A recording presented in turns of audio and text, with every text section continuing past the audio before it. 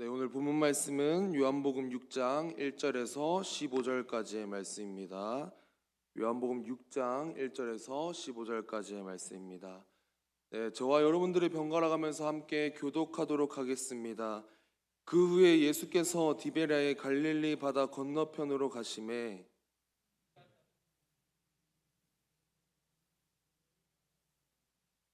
예수께서 산에 오르사 제자들과 함께 거기 앉으시니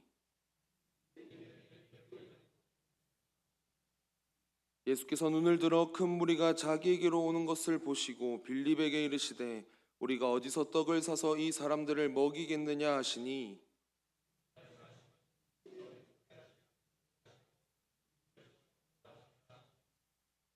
빌립이 대답하되 각 사람으로 조금씩 받게 할지라도 200데나리온의 떡이 부족하리이다.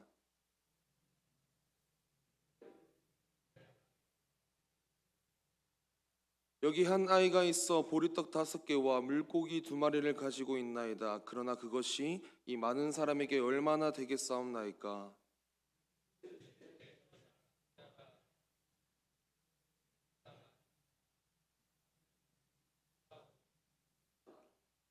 예수께서 떡을 가져 축사하신 후에 앉아있는 자들에게 나눠주시고 물고기도 그렇게 그들의 원대로 주시니라.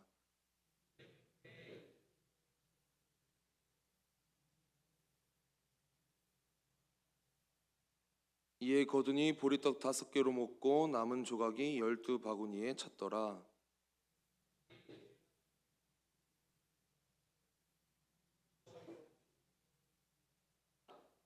우리 함께 읽도록 하겠습니다. 그러므로 예수께서 그들이 와서 자기를 억지로 붙들어 임금으로 삼으려는 줄 아시고 다시 혼자 산으로 떠나가시니라. 아멘. 네, 할렐루야. 이 시간 옆 사람들과 함께 인사하길 원합니다. 하나님께서 당신을 너무나도 사랑하십니다. 하나님께서 당신을 너무나도 사랑하십니다. 네, 우리 한 번 더 인사하길 원합니다. 나도 당신을 너무나 사랑합니다. 나도 당신을 너무나 사랑합니다. 네, 아멘.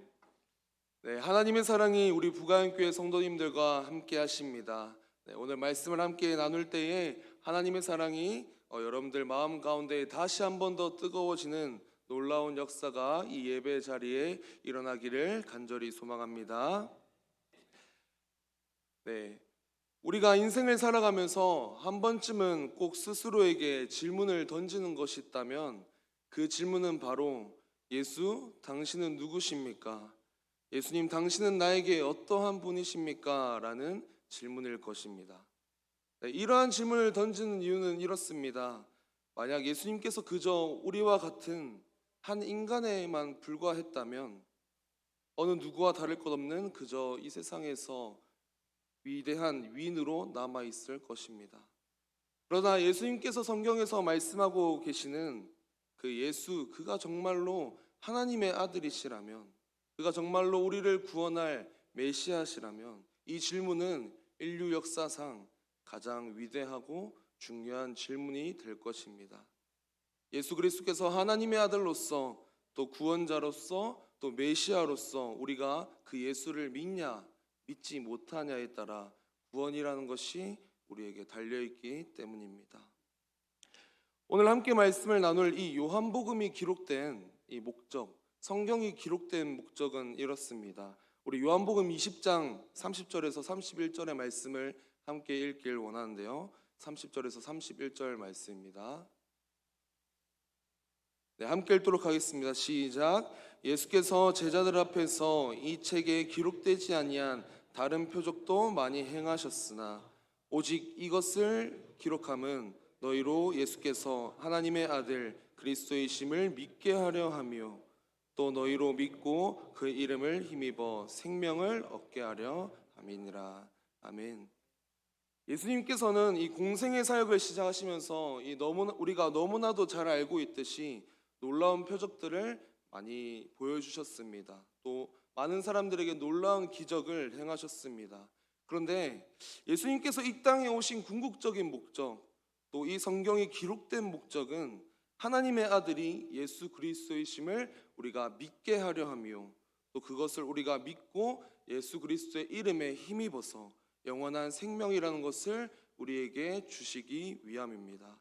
사랑하는 우리 부가영교회 성도 여러분, 우리가 이 시간 함께 아멘으로 고백하길 원하는데요. 예수 그리스도는 하나님의 아들이십니다. 예수 그리스도만이 우리의 구원자 되십니다. 예수 그리스도만이 우리의 영원한 생명의 떡이 되십니다. 아멘. 그렇다면 우리 그리스도인들은 신앙생활을 하면서 가장 중요한 것이 있다면 그것은 바로 믿음 생활일 것입니다. 그런데 이 믿음이라는 것이 우리의 삶에서 이렇게 얘기할 때가 참 많습니다. 믿음이 좋아질 때도 있고 때로는 나빠질 때도 있다. 믿음이 흔들릴 때도 있고 때로는 믿음이 굳건하게 서 있을 때가 있다라고 말을 할 때가 많습니다. 그러나 오늘날 예수 그리스도를 믿는다는 그 그리스도인들의 그 문제 중에 하나는 바로 이 믿음이라는 것이 각자 개개인에게는 있지만 우리들은 그 믿음에 있어서 각자마다 기준을 두고 살아간다라는 것입니다. 예를 들면 내가 세상 속에서 성공을 한다면 그때 내가 하나님을 믿겠다. 하나님이 살아계심을 믿겠다. 나의 지금 이 문제가 해결된다면 그때 내가 하나님을 믿겠다. 내 눈앞에 지금 하나님이 당장 나타나신다면 그때서야 내가 하나님을 믿겠다라는 등 이렇게 믿음이라는 것에 개개인의 기준을 두고 살아갈 때가 너무나도 많습니다. 그러나 여러분, 이 믿음의 기준이라는 것은 우리의 믿음이 하나님이 원하시는 믿음이냐, 하나님께서 원하시는 믿음을 우리가 가지고 있냐가 우리의 믿음의 기준이 되어야 하는 것입니다. 오늘은 이 요한복음에 기록된 이 예수님의 대표적인 7가지 표적 중에서 이 오병이어의 사건에 대해서 함께 말씀을 나누고자 하는데요. 이 말씀을 함께 나누면서 하나님께서는 우리에게 어떠한 믿음을 요구하시는가, 어떠한 믿음을 원하시는가에 대해서 함께 묵상하시면서 함께 말씀을 나누길 소망합니다. 네, 오늘 본문 말씀은 우리가 너무나도 잘 알고 있는 이 보리떡 5개와 또 물고기 2마리로 무려 남자만 5,000명을 먹이신 그 오병이어 사건인데요. 예수님께서는 많은 병자들을 고치시고 또 갈릴리 바다 건너편으로 이동을 하시게 됩니다. 그런데 예수님께서 가시는 길마다 큰 무리들 또 많은 사람들이 예수님을 따르게 됩니다. 그런데 그들이 예수 그리스도를 따른 이유는 따로 있습니다. 예수 그리스도를 메시아로 믿었기 때문이 아니라, 예수 그리스도를 구원자로 믿었기 때문이 아니라 그저 예수님께서 병자들을 고치시는 그 표적들만 바라보면서 나도 어쩌면 나에게 있는 나의 문제들이 해결될 수 있을까라는 그런 기대감으로 예수 그리스도를 따라다니게 된 것이죠. 그곳에 있는 사람들이 남자만 5,000명이었다는 것은 여자와 어린아이 또 노인들을 다 합하면 약 한 2만 명이 넘는 사람들이 예수님의 주변으로 모여 있다라는 것을 알 수 있습니다. 근데 이것을 아신 예수님께서 이 수많은 사람들을 보고 이제 자신의 제자 중에 이 빌립이라는 제자의 믿음을 시험하기 위해서 이러한 질문을 던지게 되는데요. 야, 빌립아, 우리가 어디서 떡을 사서 이 수많은 사람들을 먹이겠느냐라고 질문을 하십니다. 그러자 빌립은 그곳에 있던 사람들을 한 사람 한 사람 세어보더니 이렇게 대답합니다. 각 사람에게 조금씩 받게 할지라도 이 200데나리온의 떡이 부족하다. 다시 말해서 이 200데나리온은 당시에 5,000명을 먹일 수 있는 그런 큰 금액이었습니다.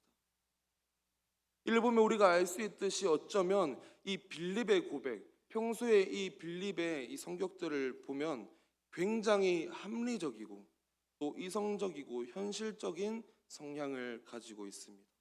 논리적으로 나에게 납득이 되어야지만 믿을 수 있고 내가 직접 나의 눈으로 확인해야 믿을 수 있는 그런 믿음을 가지고 있었다라는 것이죠. 그러나 이 빌립의 고백, 이 빌립의 믿음은 예수님께서 원하시고 예수님께서 듣고자 하신 그런 믿음의 고백은 아닙니다. 또 옆에 있던 이 베드로의 형, 이 안드레는 한 아이를 데려옵니다. 그리고 그 어린아이가 가지고 있는 이 보리떡 5개와 물고기 2마리를 예수님에게 보여주게 됩니다. 그러나 이걸로 이 많은 사람들을 못 먹인다라고 말을 하고 있는 것이죠. 다시 말해서 지금 이 예수님의 제자, 이 빌립과 안드레는 자신에게 굉장히 합리적이고 이성적인 믿음의 모습을 보여주고 있습니다. 자신들이 이 하나님의 능력을 제안하면서 이 제자들 또한 그곳에 모인 사람들과 동일한 믿음을 지금 보여주고 있다는 것이죠. 예수님께서는 제자들의 이 믿음을 시험하기 위하여서 질문을 던졌지만 돌아오는 대답은 예수님께서 원하시는 믿음과 그 믿음의 고백은 아니었습니다. 그렇다면 예수님께서 왜 제자들에게 이러한 시험 문제들을 던졌을까요? 무슨 의도로 이 믿음의 시험을 던지게 된 것일까요? 여러분, 그 시험이라는 것은 좀 잘 헤쳐나가고 잘 풀어나가기 위해서 중요한 것이 하나 있는데요. 그 시험 문제를 출제한 그 출제자의 의도를 정확하게 파악하는 것이 가장 중요합니다. 이 오병이의 사건은 이 사복음서에 모두 기록되어 있습니다. 그러나 오늘 우리가 읽은 이 요한복음에서 기록된 이 오병이어 사건은 어느 한 사건을 예표하고 있게 되는데요. 우리 오늘 본문 말씀 10절에서 13절까지의 말씀을 다시 한 번 더 읽길 원합니다. 10절에서 13절까지의 말씀입니다. 시작. 예수께서 이르시되 이 사람들로 앉게 하라 하시니 그곳에 잔디가 많은지라 사람들이 앉으니 수가 5,000명쯤 되더라. 예수께서 떡을 가져 축사하신 후에 앉아있는 자들에게 나눠주시고 물고기도 그렇게 그들의 원대로 주시니라. 그들이 배부른 후에 예수께서 제자들에게 이르시되 남은 조각을 거두고 버리는 것이 없게 하라 하심으로 이에 거두니 보리떡 5개로 먹고 남은 조각이 12바구니에 찼더라. 아멘. 자, 우리가 지금 이 오병이어 사건에 우리 함께 있다라고 한번 상상을 해보길 원합니다. 우리가 읽지는 않았지만 이 지금 4절의 말씀에서는 지금 이 시기가 유대인의 명절 유월절이 가까이 다가오고 있다고 기록되어 있습니다. 유월절이 가까이 오고 있는 이 그날 예수님께서는 그곳에 있는 수많은 사람들을 앉히십니다. 그리고 자신에게로 집중하게끔 만드십니다. 그리고 그들 앞에서 떡을 들고 축사하시면서 떡을 나눠 주시게 됩니다. 그리고 남은 조각들을 버리지 말고 다 거두어 버리는 것이 없게 하라라고 말씀하고 계십니다. 여러분, 이 말씀이 어디 본문 말씀과 좀 비슷하지 않나요? 바로 이 말씀은 예수님께서 십자가에서 죽임을 당하시기 전에 이 제자들과 함께 최후의 만찬, 이 성만찬을 함께 하신 모습과 동일합니다. 제자들에게 떡을 나눠 주시면서 이것은 너희를 위한 내 몸이니 나를 기념하라. 그리고 이 버리는 것이 없게 하라라는 이 말씀의 의미는 예수님께서 이 땅에 오신 이유, 모든 사람을 구원하시기 위하여 한 사람도 잃지 않기 위하여 모든 것을 버리는 것이 없게 하라라고 말씀하신 것입니다. 다시 말해서 이 말씀은 우리가 이 말씀을 통하여서 이 오병이어의 사건은 단순히 예수님께서 기적을 행하신 일을 뜻한 것이 아닙니다. 그것은 바로 예수 그리스도의 십자가의 사건이 예표되어 있다는 것을 우리가 깨달아야 합니다. 예수 그리스도께서 모든 인류를 구원한 생명의 떡이 되신 것을 우리가 깨달아야 된다는 것입니다. 우리 요한복음 6장 33절에서 35절까지의 말씀을 다시 한 번 더 한 목소리로 읽길 원합니다. 요한복음 6장 33절 35절 말씀입니다. 시작. 하나님의 떡은 하늘에서 내려 세상에 생명을 주는 것이니라. 그들이 이르되 주여 이 떡을 항상 우리에게 주소서. 예수께서 이르시되 나는 생명의 떡이니 내게 오는 자는 결코 줄이지 아니할 터이요 나를 믿는 자는 영원히 목마르지 아니하리라. 아멘. 사랑하는 우리 부가영교회 성도 여러분, 예수 그리스도께서 우리의 더러운 죄를 씻으시기 위하여 십자가에서 죽임 당하심으로 우리가 영원한 생명을 얻은 그 놀라운 구원의 사건을 믿으시길 바랍니다. 구원의 사건은 이 빌립과 안드레의 믿음처럼 합리적이고 이성적인 믿음을 요구하지 않습니다. 오직 구원의 사건은 우리의 마음으로 먼저 받아들이고 우리의 믿음으로부터 시작되는 것입니다. 로마서 10장 10절에서는 이렇게 기록되어 있는데요. 사람이 마음으로 믿어 의에 이르고 입으로 시인하여 구원에 이르느니라.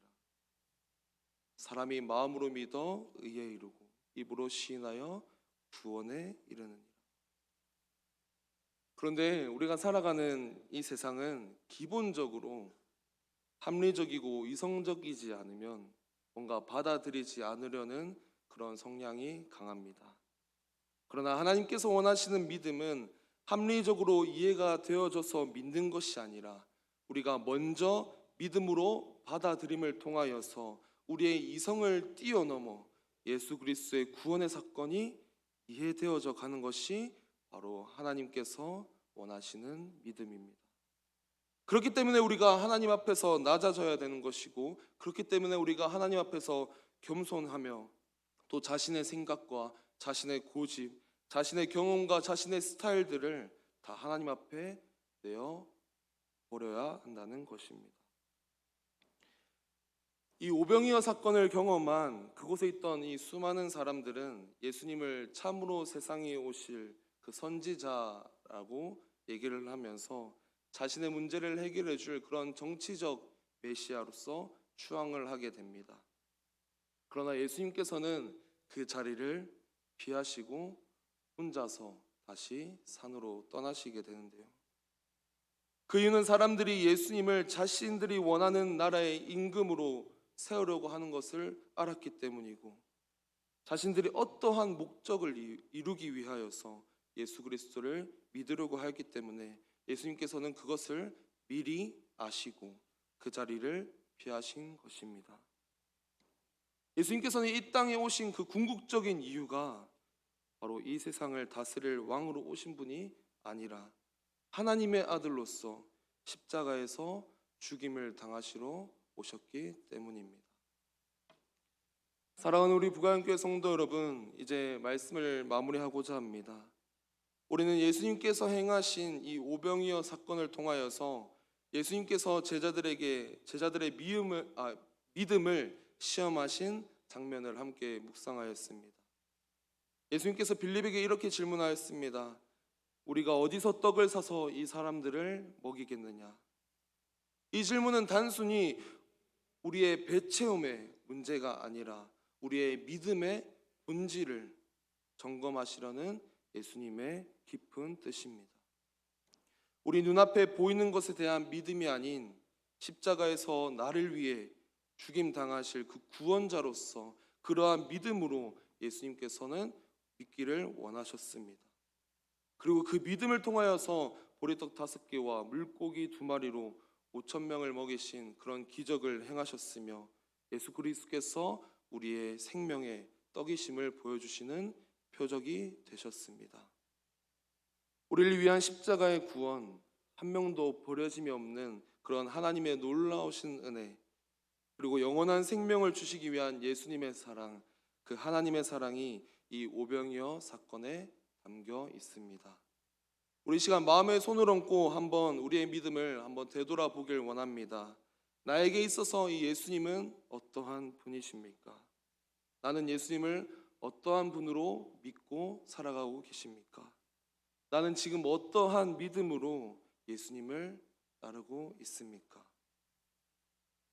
아무런 조건 없이 우리를 사랑하시고 우리를 위해서 십자가에서 물과 피를 쏟아내신 그 십자가의 사랑을 한 주간 묵상하시면서 예수 그리스도를 통해 우리의 인생이 빛나고 예수 그리스도만을 자랑하며 예수 그리스도의 몸된 교회로 살아가는 저와 여러분들이 되기를 간절히 소망합니다. 아멘. 이 시간 잠시 기도하도록 하겠습니다. 사랑과 은혜가 풍성하신 하나님 아버지, 거룩한 주일 주님의 성전에 나와 함께 예배하게 하시고 주님을 찬양하게 하심에 너무나도 감사드립니다. 이곳 가운데서 거룩한 주님의 말씀을 듣고 한 주간 살아가고자 합니다. 세상이 흔들리고 사람들이 변할지라도, 우리의 믿음이 흔들리고 사람들이 주님을 떠날지라도 오직 우리를 구원하실, 또 우리의 생명의 떡이 되시는 그 예수 그리스도를 믿는 믿음 안에서 살아갈 수 있도록 하나님 우리의 인생을 인도하여 주시옵소서. 아무 조건 없이 십자가에 물과 피를 흘리신 그 예수 그리스도의 보혈에 힘입어서 살아가는 우리 부가영교회 성도님들이 될 수 있도록 하나님 인도하여 주시옵소서.